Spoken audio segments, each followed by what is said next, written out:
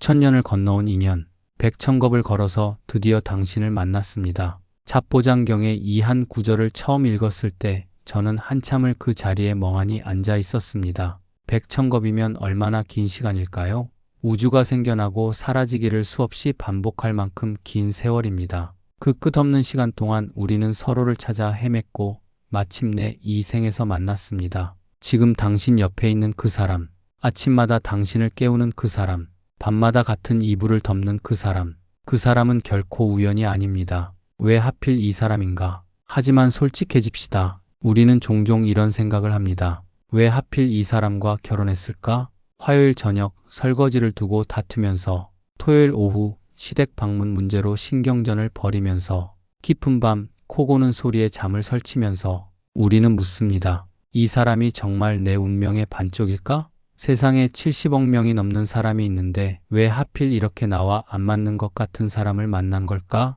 부처님은 이 질문에 이렇게 답하십니다. 그 사람이 당신과 가장 안 맞는 것처럼 보이는 이유는 그 사람이야말로 당신이 가장 배워야 할 것을 가르쳐주는 스승이기 때문입니다. 인연의 정체, 사랑과 빚이 뒤엉킨 실타래.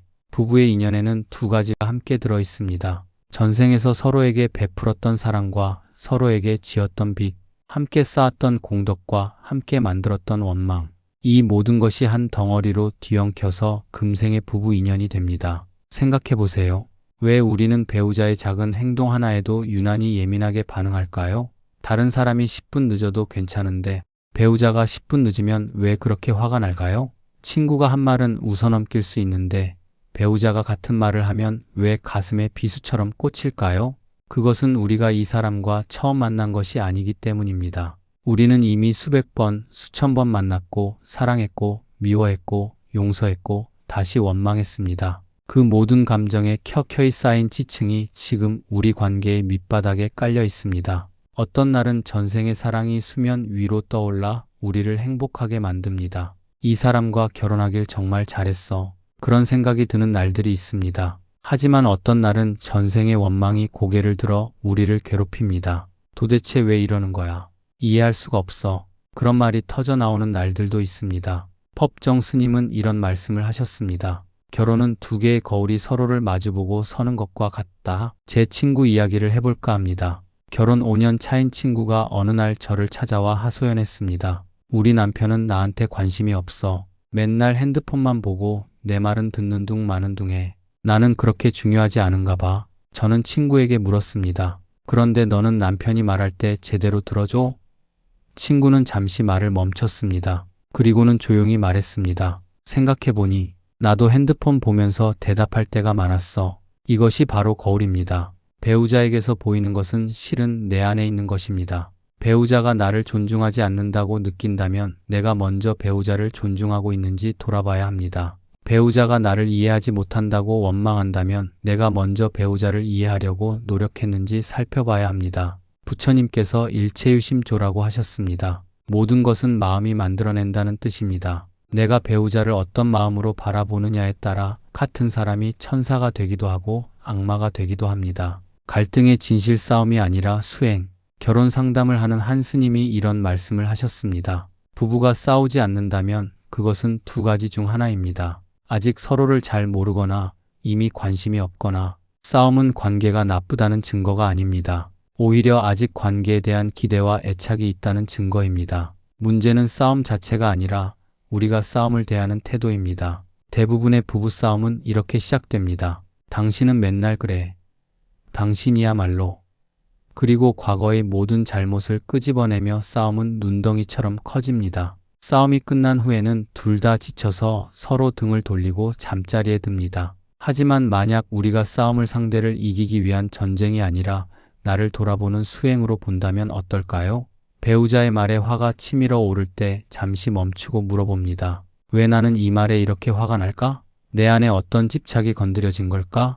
이것이 바로 부처님께서 말씀하신 관조입니다. 내 감정을 휩쓸려 들어가지 않고 한 걸음 떨어져서 관찰하는 것입니다. 이렇게 할 수 있을 때 싸움은 관계를 파괴하는 독이 아니라 관계를 성숙시키는 약이 됩니다. 어느 노부부의 이야기입니다. 결혼 60주년을 맞은 할아버지께 기자가 물었습니다. 어떻게 그렇게 오래 함께 사실 수 있었습니까? 할아버지는 잠시 생각하시더니 이렇게 대답하셨습니다. 우리 젊었을 때는 뭐가 고장나면 고쳐서 쓰는 게 당연했지. 지금 젊은이들은 고장나면 바로 버리고 새로 사잖아. 사람도 그런 것 같더라고. 이 이야기에는 깊은 지혜가 담겨 있습니다. 현대 사회는 모든 것을 쉽게 바꿀 수 있다고 가르칩니다. 마음에 안 드는 옷은 버리고, 마음에 안 드는 직장은 옮기고, 마음에 안 드는 배우자는 그래서 이혼율이 높아지고 있습니다. 하지만 불교에서는 가르칩니다. 관계를 바꾼다고 해서 업이 사라지는 것은 아닙니다. 이번 생에서 배우자와의 갈등을 피하고 도망친다면 그 업은 다음 생으로 이어집니다. 그리고 다시 만나 같은 고통을 겪게 됩니다. 진정한 해결책은 도망이 아니라 직면입니다. 지금 이 사람과의 관계에서 내가 배워야 할 것을 배우고 갚아야 할 빚을 갚고 풀어야 할 매듭을 푸는 것입니다. 그때 비로소 우리는 자유로워집니다. 물론 이것이 모든 경우에 이혼하지 말라는 뜻은 아닙니다. 폭력이나 중독, 심각한 배신 등의 상황에서는 관계를 끝내는 것이 오히려 자비로운 선택일 수 있습니다. 하지만 단지 성격이 안 맞는다, 더 이상 사랑하지 않는다는 이유만으로 쉽게 관계를 포기하는 것은 불교적 관점에서 보면 미완성된 숙제를 미래로 미루는 것과 같습니다. 첫 번째 지혜 말, 관계를 살리는 주문. 티베트의 한 사원에는 이런 가르침이 전해집니다. 말은 세 개의 문을 통과해야 한다. 진실의 문, 필요의 문, 친절의 문. 이 세 문을 모두 통과한 말만 입 밖으로 내보내라. 제가 아는 한 부부는 결혼 초기에 매일 싸웠습니다. 아내는 남편이 집안일을 돕지 않는다고 불평했고 남편은 아내가 잔소리만 한다고 불만이었습니다. 그러다 어느 날 아내가 말하는 방식을 바꿨습니다. 당신은 왜 설거지 하나 제대로 못해? 대신 여보, 오늘 설거지 좀 도와줄 수 있을까? 당신이 도와주면 정말 큰 힘이 돼. 맨날 양말 벗어놓고 왜 그래? 대신 여보, 양말 좀 빨래통에 넣어줄래? 당신이 챙겨주면 집이 훨씬 깔끔해 보여. 놀랍게도 남편이 변했습니다. 아니, 정확히는 남편이 원래 가지고 있던 선한 마음이 깨어났습니다. 사람은 비난받으면 방어하지만 인정받으면 더 잘하고 싶어집니다. 법구경에는 이런 구절이 있습니다. 온화한 말은 뼈도 부드럽게 만든다. 말 한마디가 관계를 얼리기도 하고 녹이기도 합니다. 말의 온도를 낮추는 세 가지 방법. 하나, 주어를 당신에서 나로 바꾸십시오. 당신은 맨날 늦어가 아니라 나는 기다릴 때 불안해져. 당신은 내 말을 안 들어가 아니라 나는 내 말이 전달되지 않는 것 같아 속상해. 이렇게 하면 상대는 공격받는다고 느끼지 않고 내 감정을 이해하려 합니다. 둘, 비난 대신 요청을 하십시오. 왜 맨날 핸드폰만 봐? 가 아니라 오늘 저녁에는 핸드폰 놔두고 우리 얘기 좀 할까? 사람은 비난에는 저항하지만 정중한 요청에는 마음이 움직입니다. 셋, 분노의 말에는 24시간의 숙성 기간을 두십시오. 화가 났을 때 하는 말의 90%는 나중에 후회합니다. 그 말을 하기 전에 하룻밤 자고 다음날 아침에도 여전히 그 말을 해야겠다는 생각이 들면 그때 하십시오. 대부분은 다음날이 되면 그때 그 말을 안 해서 다행이다 싶을 것입니다. 침묵의 힘 말하지 않는 지혜. 하지만 때로는 말하지 않는 것이 가장 큰 지혜입니다. 선승들 사이에 이런 이야기가 전해집니다. 한 제자가 스승에게 물었습니다. 스승님, 저는 제 아내와 대화가 잘 안 됩니다. 무슨 말을 해야 할까요? 스승은 대답했습니다. 말하지 마라. 먼저 들어라. 들은 후에도 말하지 마라. 이해하라. 이해한 후에도 말하지 마라. 사랑하라. 우리는 너무 많은 말을 합니다. 상대의 말이 끝나기도 전에 반론할 준비를 합니다. 상대가 무엇을 말하려는지 듣기보다 내가 무엇을 말할지 생각하느라 바쁩니다. 진정한 소통은 말에서 시작되지 않습니다. 침묵에서 시작됩니다. 상대의 말을, 말 뒤에 숨은 감정을, 감정 뒤에 숨은 필요를 온전히 들을 수 있는 침묵. 그 침묵 속에서 진짜 대화가 시작됩니다. 업의 소멸 싸움 속에 숨겨진 선물. 일본의 한 선사가 제자에게 물었습니다. 너는 부부싸움을 본 적이 있느냐? 네, 스승님. 그 부부가 나중에 어떻게 되더냐? 화해하거나 헤어지더군요. 선사가 웃으며 말했습니다. 화해한 부부는 업을 풀어낸 것이고 헤어진 부부는 업을 미룬 것이다. 우리는 갈등을 피하고 싶어 합니다. 평온한 결혼 생활을 꿈꿉니다. 하지만 부처님은 가르치십니다. 평온은 갈등이 없는 곳이 아니라 갈등을 지혜롭게 다루는 곳에 있다고. 배우자가 나에게 화를 냅니다. 전생의 관점에서 보면 이것은 내가 예전에 그 사람에게 지은 빚을 갚는 시간입니다. 내가 여기서 또다시 화로 맞받아친다면 새로운 빚이 생깁니다. 그 빚은 이번 생에서 갚을 수도 있고 다음 생으로 넘어갈 수도 있습니다. 하지만 내가 여기서 인내하고 이해하고 용서한다면 과거의 빚은 청산됩니다. 그리고 새로운 공덕이 쌓입니다. 마치 대출을 갚고 저축을 시작하는 것과 같습니다. 원한의 악순환을 끊는 법, 어느 부부의 이야기입니다. 아내가 남편에게 소리를 질렀습니다. 당신은 나를 전혀 배려하지 않아. 예전 같았으면 남편도 소리를 질렀을 것입니다. 나는 배려 안 해? 당신이야말로. 그리고 싸움은 밤늦도록 이어졌을 것입니다. 하지만 이날 남편은 달랐습니다. 심호흡을 하고 잠시 침묵했습니다. 그리고 조용히 말했습니다. 미안해. 내가 당신을 힘들게 했구나. 구체적으로 어떤 부분이 힘들었는지 말해줄래? 아내는 놀랐습니다. 싸움을 각오하고 소리쳤는데 남편이 싸우지 않았습니다. 아내의 분노는 갈 곳을 잃었습니다. 그리고 눈물로 바뀌었습니다. 사실은 요즘 너무 외로워. 당신이 나한테 관심이 없는 것 같아서. 이것이 바로 원한의 악순환을 끊는 순간입니다. 한 사람이 싸움의 고리를 끊으면 진짜 대화가 시작됩니다. 표면의 분노 아래 숨어있던 진짜 감정이 모습을 드러냅니다. 법구경에는 이런 구절이 있습니다. 원한은 원한으로 풀리지 않는다. 오직 원한 없음으로 풀린다. 이것이 영원한 진리다. 2500년 전 부처님의 말씀이 지금도 유효한 이유는 이것이 인간 마음에 불변하는 법칙이기 때문입니다. 수행자로서의 부부 깨달음의 동반자, 세상 사람들은 말합니다. 결혼은 사랑하는 두 사람의 결합이다. 하지만 불교는 한 걸음 더 나아갑니다. 결혼은 함께 깨달음을 향해 가는 두 수행자의 여정이다. 히말라야의 한 사원에 이런 문구가 새겨져 있습니다. 배우자는 당신의 거울이고 스승이고 제자다. 거울이라는 것은 앞에서 이미 말했습니다. 배우자는 내 안의 집착과 분노와 욕망을 비춰줍니다. 스승이라는 것은 배우자가 나에게 인내를 가르치고 자비를 가르치고 무아를 가르친다는 뜻입니다. 배우자의 모든 행동, 심지어 나를 화나게 하는 행동까지도 나를 성장시키는 가르침입니다. 그리고 제자라는 것은 내가 배우자에게 줄 수 있는 사랑과 지혜가 있다는 뜻입니다. 우리는 서로에게서 배우고 서로를 가르칩니다. 이것이 진정한 평등이고 진정한 동반자 관계입니다. 일상이 수행이 되는 순간 아침에 눈을 뜹니다.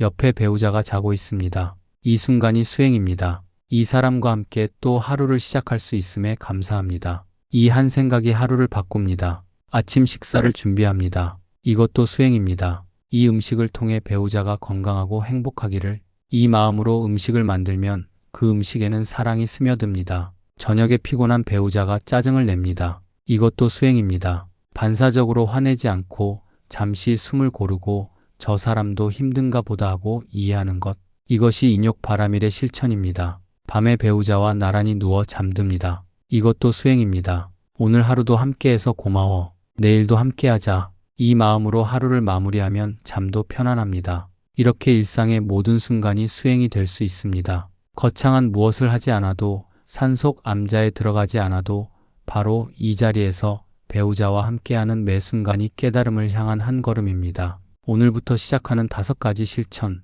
그렇다면 지금 당장 오늘부터 무엇을 할 수 있을까요?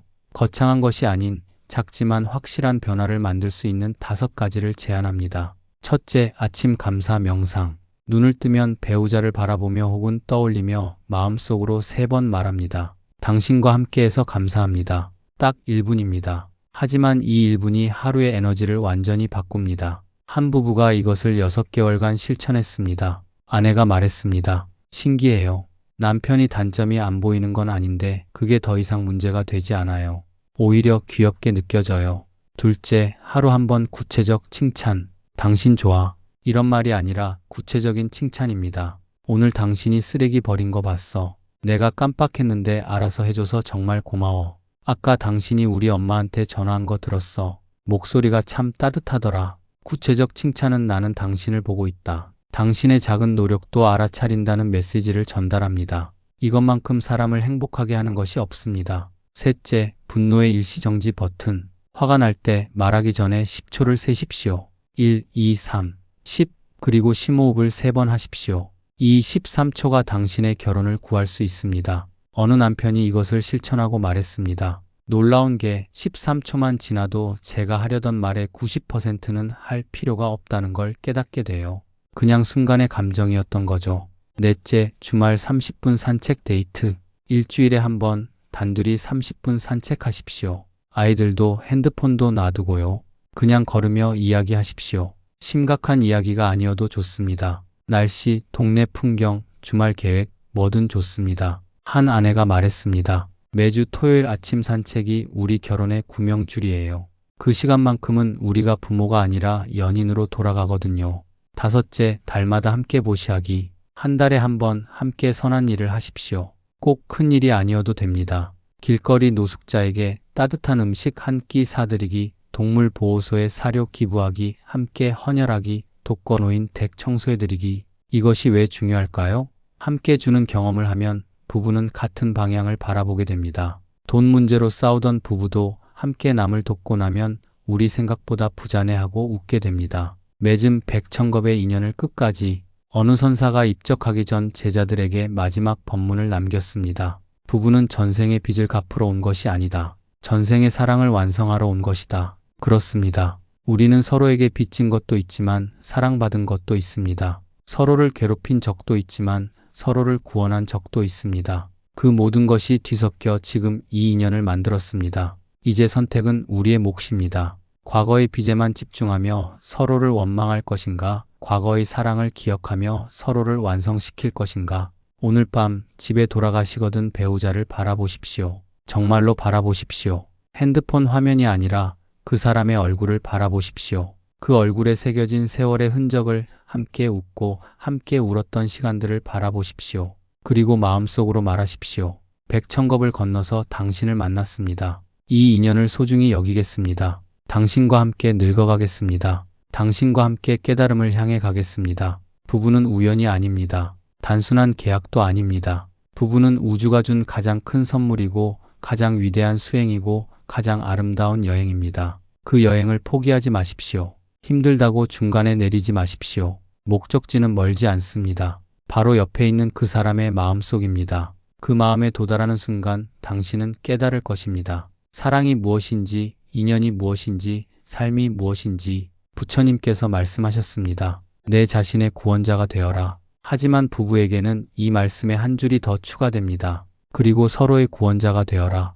여러분과 여러분의 배우자가 서로의 거울이 되고 서로의 스승이 되고 서로의 구원자가 되기를 기원합니다. 백천ገብ의 인연이 이번 생에서 아름답게 완성되기를 기원합니다. 함께 걷는 그 길 위에 부처님의 자비와 지혜가 가득하기를 기원합니다. 고맙습니다. 나무아미타불 관세음보살. 인도의 한 성자가 제자들에게 물었습니다. 세상에서 가장 강한 것이 무엇이냐? 제자들은 대답했습니다. 사자입니다. 바위입니다. 바람입니다. 성자는 고개를 저었습니다. 아니다. 세상에서 가장 강한 것은 인내하는 마음이다. 아함경에는 인욕은 최고의 고행이다라는 말씀이 나옵니다. 여기서 인욕은 단순히 참는 것이 아닙니다. 상대를 이해하고 받아들이고 기다려주는 것입니다. 인내의 3단계. 첫 번째 단계는 생인욕, 일상의 작은 불편함을 참는 인내입니다. 변기 뚜껑을 열어놓은 것, 치약 뚜껑을 닫지 않은 것, 수건을 널어놓지 않은 것. 이런 사소한 일들에 매번 화를 내면 하루도 평화로울 날이 없습니다. 제 친구는 이런 말을 했습니다. 결혼 전에는 남편이 장점만 보였는데 결혼 후에는 단점만 보여. 저는 대답했습니다. 그게 정상이야. 결혼 전에는 주말에만 만났으니까. 결혼 후에는 매일 24시간을 함께 하잖아. 이제부터가 진짜 사랑이야. 진짜 사랑은 완벽한 사람을 만나는 것이 아닙니다. 불완전한 사람을 있는 그대로 받아들이는 것입니다. 변기 뚜껑이 열려 있어도 이런 것도 우리 남편의 모습이지 하고 웃으며 닫아줄 수 있을 때 그것이 생인욕입니다. 두 번째 단계는 고인욕, 함께 고통을 견디는 인내입니다. 한 부부의 이야기입니다. 남편이 사업의 실패에 빚을 지게 되었습니다. 아내는 남편을 원망할 수도 있었습니다. 당신이 내 말을 들었더라면. 하지만 아내는 그러지 않았습니다. 대신 함께 허리띠를 졸라매고 함께 빚을 갚아 나갔습니다. 5년이 걸렸습니다. 빚을 다 갚은 날 남편이 아내에게 말했습니다. 당신이 나를 버리지 않아서 고마워. 아내가 대답했습니다. 우리는 부부잖아. 좋을 때만 함께하는 게 부부가 아니라 힘들 때 함께하는 게 부부지. 인생에는 시련이 옵니다. 경제적 어려움, 건강 문제, 가족 문제. 이럴 때 서로를 탓하고 등 돌리면 그 시련은 관계를 파괴합니다. 하지만 함께 견디고 함께 이겨내면 그 시련은 관계를 더 단단하게 만듭니다. 세 번째 단계는 제법인욕, 무상의 진리를 받아들이는 인내입니다. 모든 것은 변합니다. 결혼 첫날의 설렘은 일상으로 변하고 젊음은 나이 들므로 변하고 열정은 익숙함으로 변합니다. 이것을 받아들이지 못하면 끝없이 과거를 그리워하고 현재를 불평하게 됩니다.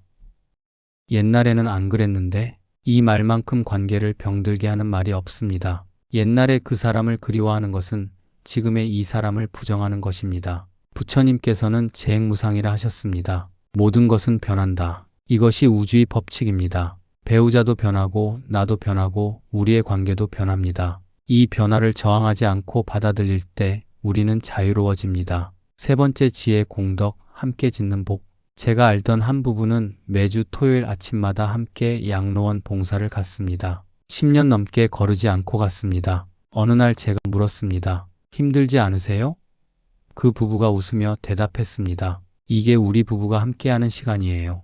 데이트하는 거죠. 그냥 함께 선한 일을 하는 것, 이것이 공덕입니다. 함께 절에 가서 기도하고 함께 어려운 이웃을 돕고 함께 환경을 보호하고 함께 생명을 살리는 일, 이런 일들을 함께 할 때 부부는 단순한 동반자를 넘어 도반이 됩니다. 도반이란 함께 돌을 닦는 것입니다. 부처님 당시 수행자들은 혼자 수행하지 않았습니다. 함께 모여 서로 격려하고 서로의 허물을 일깨워주고 함께 진리를 향해 나아갔습니다. 부부도 마찬가지입니다. 함께 기도하고 함께 선행을 베풀 때 두 사람은 같은 방향을 바라보게 됩니다. 그리고 같은 방향을 바라보는 두 사람은 결코 헤어지지 않습니다. 공덕에는 세 가지가 있습니다. 재물을 베푸는 제시, 가르침을 나누는 법시, 두려움을 없애주는 무해시. 부부 사이에서도 이 세 가지 보시를 실천할 수 있습니다. 제시는 서로를 위해 시간과 노력을 쓰는 것입니다. 피곤한 배우자를 위해 식사를 준비하고 아픈 배우자를 위해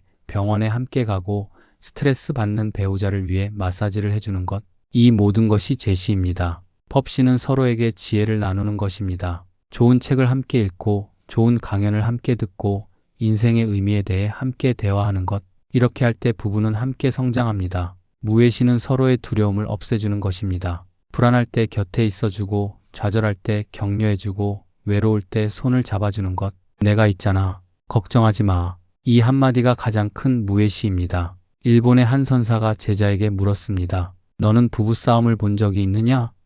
네, 스승님. 그 부부가 나중에 어떻게 되더냐? 화해하거나 헤어지더군요.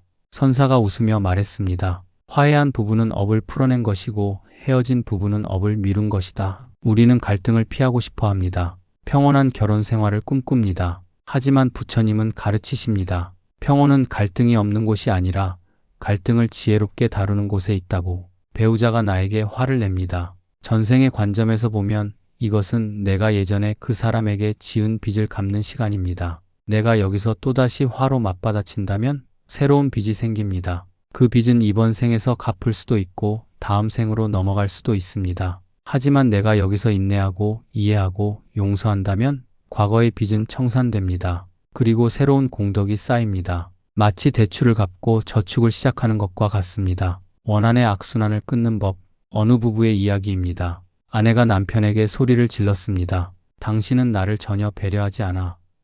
예전 같았으면 남편도 소리를 질렀을 것입니다. 나는 배려 안 해? 당신이야말로.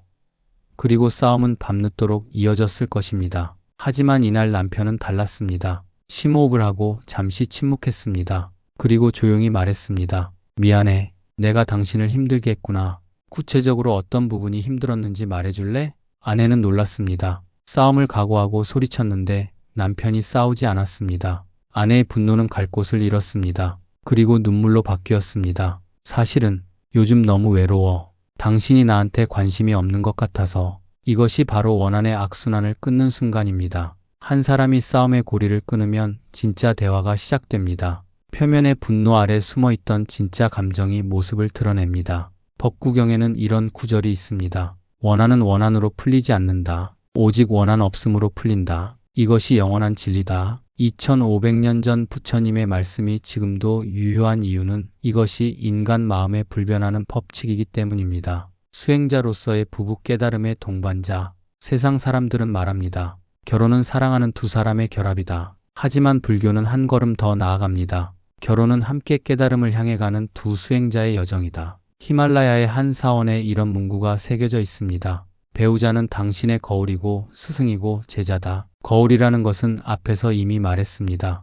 배우자는 내 안의 집착과 분노와 욕망을 비춰줍니다. 스승이라는 것은 배우자가 나에게 인내를 가르치고 자비를 가르치고 무아를 가르친다는 뜻입니다. 배우자의 모든 행동, 심지어 나를 화나게 하는 행동까지도 나를 성장시키는 가르침입니다. 그리고 제자라는 것은 내가 배우자에게 줄 수 있는 사랑과 지혜가 있다는 뜻입니다. 우리는 서로에게서 배우고 서로를 가르칩니다. 이것이 진정한 평등이고 진정한 동반자 관계입니다. 일상이 수행이 되는 순간 아침에 눈을 뜹니다.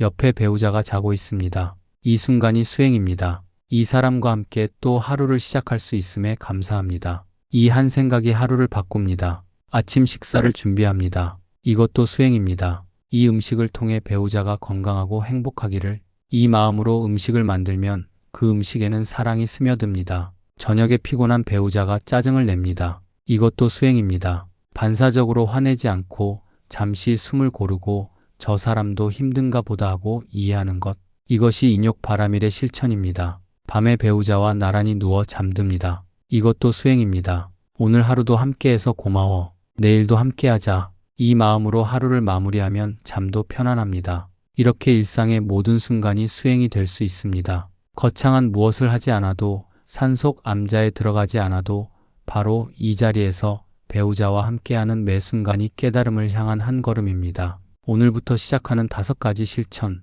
그렇다면 지금 당장 오늘부터 무엇을 할 수 있을까요? 거창한 것이 아닌 작지만 확실한 변화를 만들 수 있는 5가지를 제안합니다. 첫째, 아침 감사 명상 1분. 눈을 뜨면 배우자를 바라보며 혹은 떠올리며 마음속으로 3번 말합니다. 당신과 함께해서 감사합니다. 딱 1분입니다. 하지만 이 1분이 하루의 에너지를 완전히 바꿉니다. 한 부부가 이것을 6개월간 실천했습니다. 아내가 말했습니다. 신기해요.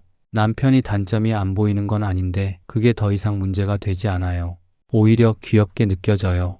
둘째, 하루 한 번 구체적 칭찬. 당신 좋아. 이런 말이 아니라 구체적인 칭찬입니다. 오늘 당신이 쓰레기 버린 거 봤어. 내가 깜빡했는데 알아서 해줘서 정말 고마워. 아까 당신이 우리 엄마한테 전화한 거 들었어. 목소리가 참 따뜻하더라. 구체적 칭찬은 나는 당신을 보고 있다. 당신의 작은 노력도 알아차린다는 메시지를 전달합니다. 이것만큼 사람을 행복하게 하는 것이 없습니다. 셋째, 분노의 일시정지 버튼 10초. 화가 날 때 말하기 전에 10초를 세십시오. 1, 2, 3, 10. 그리고 심호흡을 3번 하십시오. 이 13초가 당신의 결혼을 구할 수 있습니다. 어느 남편이 이것을 실천하고 말했습니다. 놀라운 게 13초만 지나도 제가 하려던 말의 90%는 할 필요가 없다는 걸 깨닫게 돼요. 그냥 순간의 감정이었던 거죠. 넷째, 주말 30분 산책 데이트. 일주일에 한 번 단둘이 30분 산책하십시오. 아이들도 핸드폰도 놔두고요.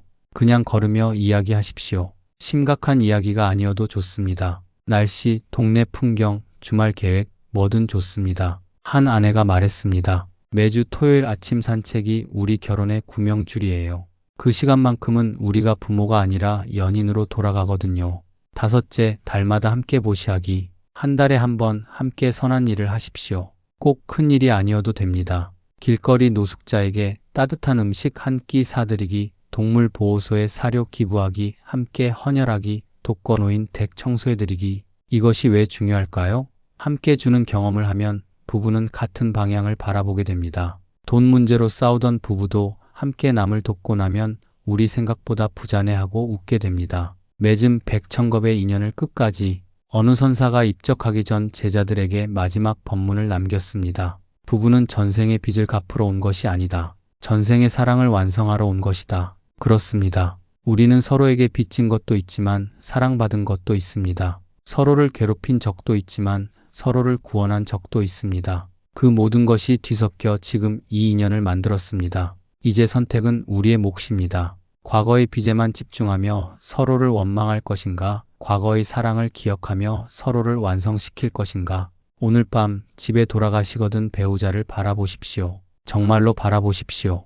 핸드폰 화면이 아니라 그 사람의 얼굴을 바라보십시오. 그 얼굴에 새겨진 세월의 흔적을 함께 웃고 함께 울었던 시간들을 바라보십시오. 그리고 마음속으로 말하십시오. 백천겁을 건너서 당신을 만났습니다. 이 인연을 소중히 여기겠습니다. 당신과 함께 늙어가겠습니다. 당신과 함께 깨달음을 향해 가겠습니다. 부부는 우연이 아닙니다. 단순한 계약도 아닙니다. 부부는 우주가 준 가장 큰 선물이고 가장 위대한 수행이고 가장 아름다운 여행입니다. 그 여행을 포기하지 마십시오. 힘들다고 중간에 내리지 마십시오. 목적지는 멀지 않습니다. 바로 옆에 있는 그 사람의 마음속입니다. 그 마음에 도달하는 순간 당신은 깨달을 것입니다. 사랑이 무엇인지, 인연이 무엇인지, 삶이 무엇인지 부처님께서 말씀하셨습니다. 내 자신의 구원자가 되어라. 하지만 부부에게는 이 말씀에 한 줄이 더 추가됩니다. 그리고 서로의 구원자가 되어라. 여러분과 여러분의 배우자가 서로의 거울이 되고 서로의 스승이 되고 서로의 구원자가 되기를 기원합니다. 백천ገብ의 인연이 이번 생에서 아름답게 완성되기를 기원합니다. 함께 걷는 그 길 위에 부처님의 자비와 지혜가 가득하기를 기원합니다. 고맙습니다. 나무아미타불 관세음보살.